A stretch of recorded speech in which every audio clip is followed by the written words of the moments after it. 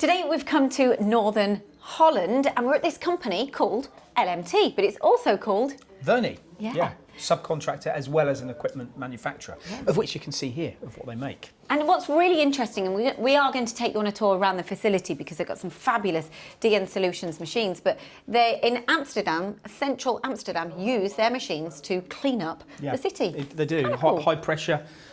I mean, you could use. That's the kind of thing I could do with actually on my on my drive. All that chewing gum that you have on the floor that you need picking up. Yeah. But they also have that's kind of more like semi-professional. But then they've also got high pressure systems that they sell. It's quite an interesting business actually. I mean, you can see this one here. I mean, look at this. Just think the split is 50% subcontract work and 50% of their own product gives them a really nice business, I feel. When one's high, one's low, Exactly. and they offer components from the subcontract side for machines and also the semiconductor and all sorts of industries. Yeah, and we're going to show you the kit that they've actually got here. The reason that we're here today is a partnership or a three-way. I say a partnership. It's three companies: Dormac, DN Solutions. So Dormac are the supplier of the DN Solutions product here in the Netherlands. Then, of course, Vernie. And we've just had a quick insight into their machine shop. Pretty impressive, some of the kit that they've got. You've spoke with Jürgen, who is the owner of the company. What did he tell you? Well, he told me about the business, but he walked in. The first thing he did is we walked down these stairs, right? And he literally turned around and he went, welcome to my hobby. And I've never heard anyone say that before. And of course there is the driver to be a successful business, but that's not his driver. He loves this. He does, doesn't he? And he wants the right people to go on the journey with. And I think, actually, I've never really heard anyone say that before, but it is a journey when you're owning a business, but he wants the right people. And he wants to make his machine shop attractive. That was the main thing, and bring young people in. He's had schools come in here as well. He's very, very passionate about engineering, and he's got to buy the right equipment. And I mean, automation was a big thing when you see here. In fact, I know we're walking this way, but the AWC, they've got two DVF 5000s with the AWC in it. Yesterday at the company we were at, you remember they were talking, if you haven't seen that video actually, we were at a business yesterday, Microtherm, where they were practicing lights out machine in their big robo tower.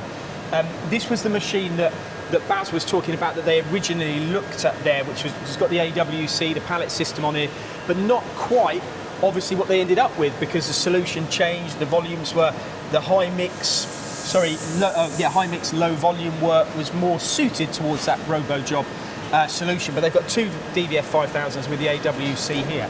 It's really bugging me as you're talking here because they've got some. What does that mean? I think it's something like "Welcome to my colleague" kind of thing. Okay. Is that what it was? I'm trying to think. It's bugging me. Is it colleague or college? College? No, because they do a lot of stuff with students, don't they? Yeah, they do. They've got the DNM 6700 here.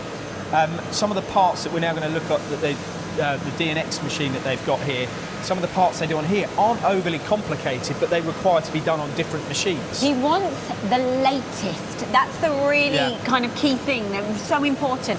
It was the fact that I want to have the latest equipment because they call this, the DTC, Dormac Technical Centre. Interestingly, what Dormac do, so Dormac are the supplier for DN machines here in the Netherlands.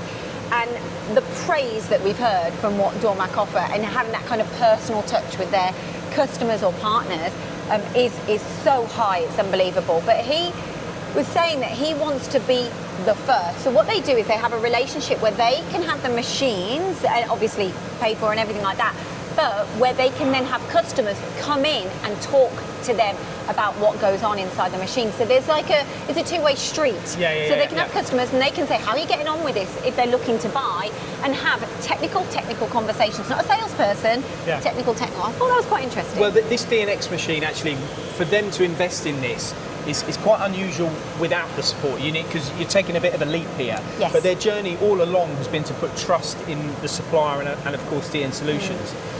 We're here with Alexander as well from DN, and he was talking about the fact, how many machines do you think DN have sold in total or installed in the last 50 years? I know the answer. Isn't it 350? Over 300,000 machines installed in 50 years. Now the DNX line, actually, we got a preview of this probably about, I don't know, it was about a year or so ago. Yes, you did at the Mills Open House. It was a year or so ago, but they actually officially launched it, or the first machine was set for delivery in August last year. How many machines do you think of the DNX they've installed since August last year? I don't know. Okay, so 200 of these machines have been installed around the world already. That for me speaks volumes, as in they've listened to what the market's demands are, they've listened and they've produced, and that for me says that. Industry needs these. Yeah, 200. I would agree, but I was more interested, not more interested, but as to why, and talking to Jürgen here and Hessel, who's one of the operators of this machine, about the differences between what they've got, because they do have a Lynx machine over there.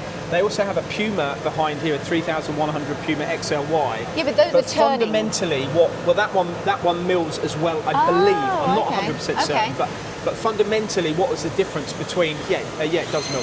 What was the fundamental difference between the models and what it gave them? And it was all about the handling of the parts. It was all about the fact that sometimes they would turn apart and they might have to wait a week to be able to free up capacity to be able to do the other operations. Whereas now, of course, you put it onto one machine and it comes off complete.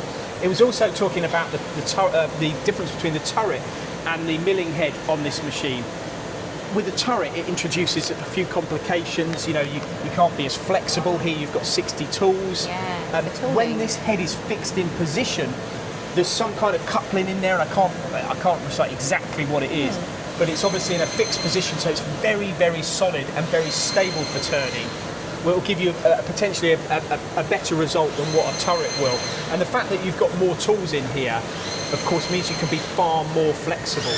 So they're pushing components through here that might not necessarily be too complicated, but what they do need is, you know, turning and milling, drilling, and all those kind of features. And to do it all in one operation is far, far more productive. Was there a cost benefit as well with it, to do with not having to buy so many live tools as well? Because is that right? Yeah, there is all that. There's a the tool life on these machines is far better than it would have been in a turret. I've been told as well. So the tool changer has also got This is quite actually cool. We go round. I can't get this open, but there's a little feature in there where there's a little arm that comes down and drops down, and every time a tool goes by, it just touches to check that the tool's not broken. Oh, really? So like things a pro? like, essentially, like for unmanned running, you of course need to make sure that your tools are consistently there. That you can measure the parts to making sure that if you're unmanned running, you're getting an accurate part every time. And all of those features and functions are, of course, on this machine. They also come with there's a possibility of having a steady on here as well. There's no bottom turret on this machine. If you want to go for that with DN Solutions, then you need to go for the SMX machine if you want more tools and you want a steady and the bigger versions. But the DNX model here perfectly fits into that journey from a manufacturer going from turning and milling to doing everything in one operation. Clearly why they've put 200 machines in already since August last year. Yeah.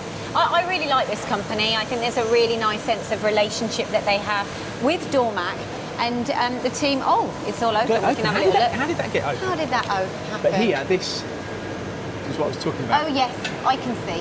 What's that? Just little things that you learn when you're here. Carry on. No. I just kind of wanted to close it off and just say, like, it's really good to see that relationship be so close between the team at DN and Dormac and the customer. You can really see a filter. It's like a real triangle of the companies that I picked up on anyway. And I think that's integral when you're investing in technology that's kind of taking your business to the next level. Then that hand-holding, that support is really important throughout, and it's been demonstrated here. They've got some exciting developments as well coming with the DNX series that I think you might be able to see at IMTS this year or A&B. Okay. But in addition to that, I know that this company, Jürgen's excited about what the next steps are on the DNX, so that will be coming to our channel as well. Fabulous. Soon. As well as, of course, all the conversations that we've had. Have you enjoyed your trip here? I have enjoyed my trip here. Yeah, it's been fabulous actually. Two really good companies, some good hospitality, some good food. Not sure about that black oil last night. It was a very strong drink, but no, it's been good. So it's been back really to the good. airport for me. Yeah, and we've got another day here. I'm very excited.